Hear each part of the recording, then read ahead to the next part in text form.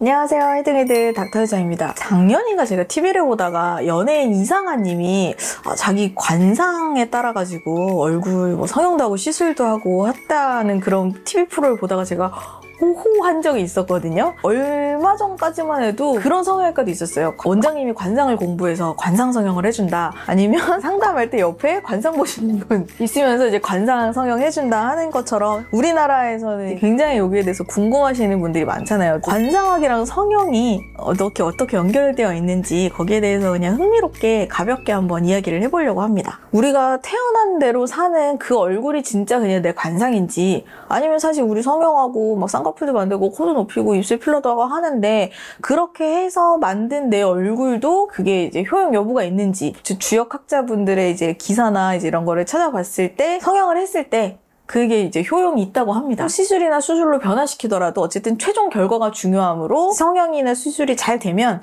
그 즉시 좋은 관상에 적용이 딱 된다고 하거든요. 어떤 관상이 좋은 관상인지, 그리고 보통 그걸 위해서 우리가 성형수술이나 시술은 보통 어떤 걸 하는지 한번 재미로 한번 가볍게 알아볼게요. 이마는 새로운 시작, 변화를 상징하는 부위라고 해요. 인생을 이제 초년, 중년, 말년으로 나뉘었을 때 보통 초년운이랑 좀 관련이 많이 있는 부위라고 하거든요. 움푹 들어가거나 약간 좀 찌그러진 이마, 그리고 이마에 흉터가 있거나 하는 경우에는 이제 기운이 퍼지는 걸 좀 막기 때문에 관상학적으로는 좋지 않게 보는 이마라고 합니다. 보통 우리 필러나 지방이식을 통해서 이마 봉긋하게 만들려고 하잖아요. 이 밝은 에너지를 불러올 수 있는 시술이 바로 이마를 좀 봉긋하게 만드는 이마 볼륨 시술이 될 것 같습니다. 그리고 두 번째, 코인데요.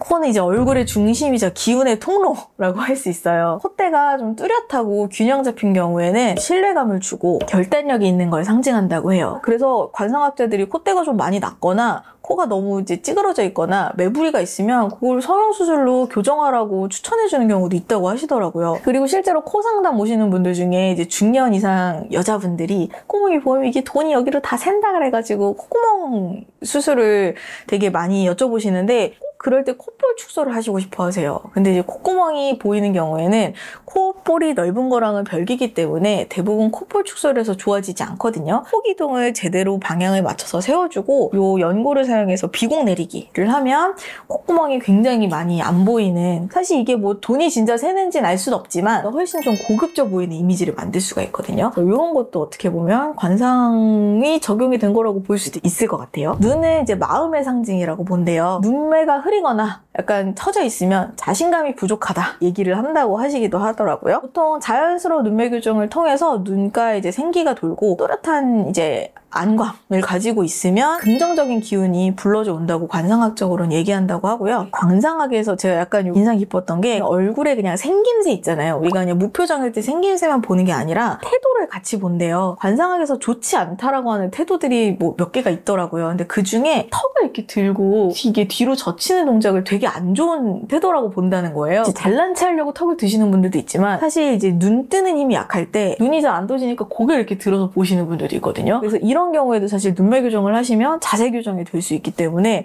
이것도 관상적으로 좀 더 좋은 변화를 만들어낼 수 있는 그런 수술이 아닌가 생각합니다. 그리고 입술이랑 턱 라인이 우리가 이제 재물 그리고 노년운 여기랑 이제 연관이 되어 있다고 하는데요. 건조하고 주름이 많은 입술보다는 촉촉하고 좀 도톰한 입술이 훨씬 더 좋다고 해요. 그리고 턱은 결단력이랑 재물운을 나타내는 부위고, 지나치게 좀 뭉툭하거나 꺼져 있는 턱은 이제 교정을 좀 해주는 게 관상학적으로 좋다고 하거든요. 아주 과도한 무턱이 아니라면 간단한 필러나 지방이식 그리고 자갈턱 보톡스 같은 시술로 이제 턱 모양을 훨씬 더 좋게 날렵하고 부드러운 라인으로 바꿀 수 있을 것 같습니다. 의외로 피부를 또 관상을 볼 때 같이 보시더라고요. 저도 주역을 공부한 게 아니니까 저도 수박 겉핥기시긴 하지만 관상에서 얼굴은, 이 음양 중에 얼굴은 양이라고 본대요. 이 양은 밝은 거이기 때문에 양의 기운이 잘 퍼져나가기 위해서는 약간 밝은 얼굴을 좀 더 관상학에서는 좋게 쳐준다고 하고요. 근데 이게 사실 색깔보다는 얼굴의 낯빛을 말하는 게 아닐까 싶기도 하고요. 사막이나 점이나 흉터나 이런 여드름 자국 같은 것들이 있는 건 사실 시술로 제거하는 게 관상학적으로는 더 좋다고 해요. 왜냐하면 그런 것들이 있으면 기의 흐름이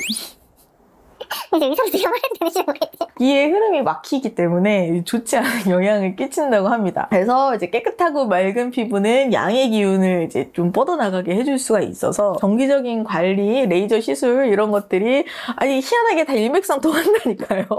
몸보다 얼굴에 흉터나 점이 있는 걸 관상학에서 더 안 좋게 친다라고 이제 하더라고요. 보다 보니까 관상학적으로 좋다고 하는 얼굴이랑 사실 우리가 성형수술을 통해서 아니면 시술을 통해서 보통 이제 추구하고자 하는 얼굴이랑 이게 맞물려 있다는 생각이 많이 들어요. 그래서 뭐 관상학적으로 좋은 얼굴이라고 해서 무조건 막 코가 크고 뭐 그러면은 뭐 돈이 많아 이런 게 아니라 얼굴빛이 좋고 태도가 좋고 그다음에 조화로운 얼굴, 관상학적으로 좋은 얼굴이라고 하는 것 같거든요. 그래서 관상이든 성형이든 우리가 추구하는 건 균형 잡힌 밝은 얼굴이라는 거죠.